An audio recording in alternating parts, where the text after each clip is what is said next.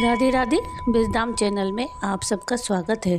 तो आज गुरुवार के दिन हम सुनेंगे माता महालक्ष्मी जी की कथा। अगर आपको ये कथा पसंद आए तो प्लीज़ इसको लाइक शेयर ज़रूर कीजिएगा और प्लीज़ मेरे चैनल को सब्सक्राइब कीजिएगा और कमेंट में राधे राधे जय माँ लक्ष्मी ज़रूर लिखिएगा। तो कथा इस प्रकार है। माँ लक्ष्मी माता की कृपा से सुख संपत्ति और ऐश्वर्य प्राप्त होता है और मन की इच्छा पूरी होती है। और आपको अगर ये माता लक्ष्मी की कहानी पसंद आए तो प्लीज़ इसको लाइक शेयर ज़रूर कीजिएगा और प्लीज़ मेरे चैनल को सब्सक्राइब कीजिएगा। आप जब मेरे चैनल को सब्सक्राइब करते हैं तो मुझे बहुत मोटिवेशन मिलता है आगे और वीडियो बनाने का। तो प्लीज़ मेरे चैनल को सब्सक्राइब कीजिएगा और कमेंट में राधे राधे ज़रूर लिखिएगा। तो शुरू करते हैं माता महालक्ष्मी की कथा। श्री महालक्ष्मी माता के अनेक रूप और नाम हैं। भूतल में वे छाया, शक्ति, तृष्णा, शांति, जाति, लज्जा, श्रद्धा, कांति, वृत्ति, स्मृति, दया, तुष्टि, माता, अधिष्ठात्री एवं लक्ष्मी के रूप में स्थित हैं। उन्हें प्रणाम करते हैं।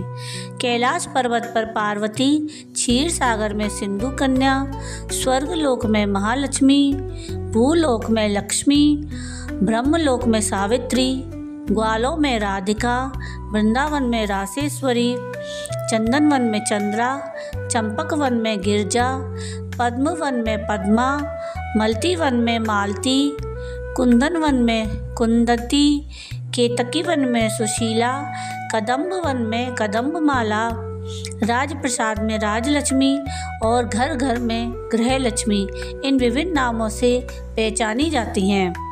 इस तरह सर्वथा चारों ओर और सर्वभूत में सुपरिचित माता श्री महालक्ष्मी की यह कथा है। अब हम इसका श्रवण और पठन करेंगे। भारतवर्ष के सौराष्ट्र देश में द्वापर युग की यह कहानी है। सौराष्ट्र में उसमें भद्रश्रवा नाम के राजा थे। वो बड़े पराक्रमी राजा थे। 4 वेद, 6 शास्त्र और 18 पुराणों का उन्हें ज्ञान था। उनकी रानी का नाम सूरत चंद्रिका था। रानी दिखने में सुंदर सुलक्षणा थी और पतिव्रता भी थी। उन दोनों को 7 पुत्र और उसके बाद एक कन्या का वरदान मिला था। कन्या का नाम श्यामबाला था। एक बार महालक्ष्मी जी के मन में आया कि जाकर उस राजा के राजप्रसाद में रहें। इससे राजा को दुगनी धन दौलत की प्राप्ति होगी और वह इस धन दौलत से अपनी प्रजा को और सुख दे पाएगा। गरीब के घर अगर रहे और उसे धन दौलत प्राप्त हो तो वह स्वार्थी की तरह केवल अपने ऊपर ही खर्च करेगा। यह सोचकर श्री महालक्ष्मी जी ने बूढ़ी ब्राह्मण स्त्री का रूप धारण किया। हाथ में लाठी लिए लाठी के सहारे रानी के द्वार तक पहुंची। यद्यपि उन्होंने बूढ़ी औरत का रूप धारण किया था पर उनके चेहरे पर देवी का तेज था। उन्हें देखते ही एक दासी सामने आई। उसने उनका नाम, काम, धाम, धर्म सब पूछ डाला तो वृद्ध ब्राह्मणी का रूप धारित माता लक्ष्मी ने कहा, बालिके, मेरा नाम कमला है। मेरे पति का नाम भुवनेश है। हम द्वारिका में रहते हैं। तुम्हारी रानी पिछले जन्म में एक वैश्य की पत्नी थी। वह वैश्य गरीब था। दारिद्र्य के कारण हर रोज़ घर में झगड़े होते थे और उसका पति उसे रोज़ मारता था। इन बातों से तंग आकर वह घर छोड़कर चली गई और वन जंगल में खाली पेट भटकने लगी। उसकी इस दुर्दशा पर मुझे दया आई। तब मैंने उसे सुख संपत्ति देने वाली श्री महालक्ष्मी जी की कथा सुनाई। मेरे कहने पर उसने श्री महालक्ष्मी जी का व्रत किया। श्री महालक्ष्मी जी प्रसन्न हुई। उसकी गरीबी दूर हुई। उसका घर संसार, दौलत, संतति और संपत्ति से भर गया। बाद में पति पत्नी दोनों परलोक सिधारे। लक्ष्मी व्रत करने के कारण वे लक्ष्मी लोक में रहे। उन्होंने जितने साल महालक्ष्मी का व्रत किया उतने हजारों साल उन्हें सुख भोग मिला। इस जन्म में उनका जन्म राजघराने में हुआ है, परंतु वह श्री महालक्ष्मी का व्रत करना भूल गई है। उसे यह याद दिलाने में यहाँ आई हूँ। बुढ़िया की बातें सुनकर दासी ने उन्हें प्रणाम किया और श्री महालक्ष्मी का व्रत किस तरह किया जाए इस बारे में पूछा। बुढ़िया रूप धारण किए हुए श्री महालक्ष्मी माता ने दासी को पूजा की विधि और महिमा बताई। इसके बाद वह दासी माता को प्रणाम कर रानी को बताने अंदर चली गई। राज वैभव में रहते हुए रानी को अपने ऐश्वर्य का बहुत घमंड हुआ था। संपत्ति और अधिकार की वजह से वह उन्मत्त हो गई थी। दासी द्वारा बताई गई बुढ़िया की बातें सुनकर वह आग बबूला होकर राजद्वार पर आकर बुढ़िया रूपी श्री महालक्ष्मी पर बरस पड़ी।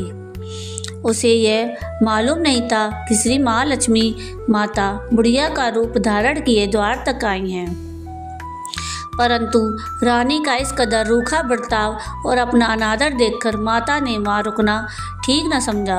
वो वहाँ से चल पड़ी। राह में उन्हें राजकुमारी श्यामबाला मिली। उन्होंने श्यामबाला को सारी बात बताई। श्यामबाला ने अपनी ओर से श्री महालक्ष्मी माता से क्षमा मांगी। माता को उस पर दया आई। उन्होंने श्यामबाला को श्री महालक्ष्मी व्रत के बारे में बताया। उस दिन अगेन यानी मार्गशीर्ष माह का पहला गुरुवार था। श्यामबाला ने परम श्रद्धा से श्री महालक्ष्मी का व्रत रखा।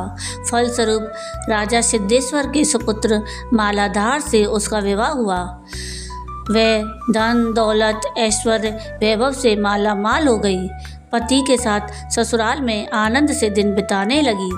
इधर श्री महालक्ष्मी का रानी पर प्रकोप हुआ। फलस्वरूप राजा भद्रश्रवा का राज्य एवं राज कारोबार नष्ट हो गया, यहाँ तक कि खाने के लाले पड़ गए। ऐसी हालत में एक दिन रानी ने राजा से निवेदन किया, हमारा दामाद इतना बड़ा राजा है, धनवान है, ऐश्वर्यशाली है, क्यों ना उसके पास जाएं और अपना हाल उसे बताएं, वह जरूर हमारी मदद करेगा। इस बात पर राजा भद्रश्रवा दामाद के पास रवाना हुए। राज्य में पहुंचकर एक तालाब के किनारे थोड़ी देर विश्राम करने के लिए रुके। तालाब से पानी लेने आते जाते दासियों ने उन्हें देखा। उन्होंने विनम्रता से उनकी पूछताछ की।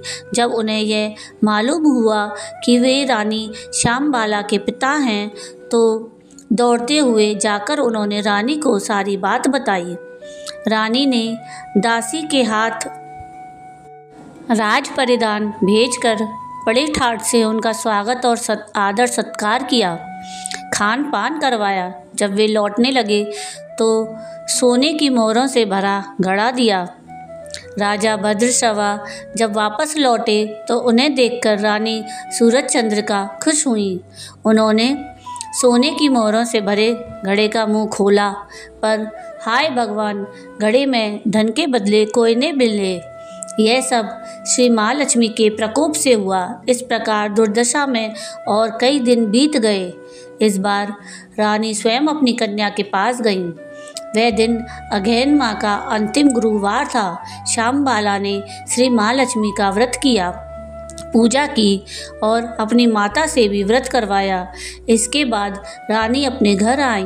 श्री महालक्ष्मी का व्रत रखने पर उसे फिर से अपना राजपाट, धन दौलत और ऐश्वर्य प्राप्त हुआ। वह फिर से सुख, शांति और आनंद में जीवन बिताने लगी।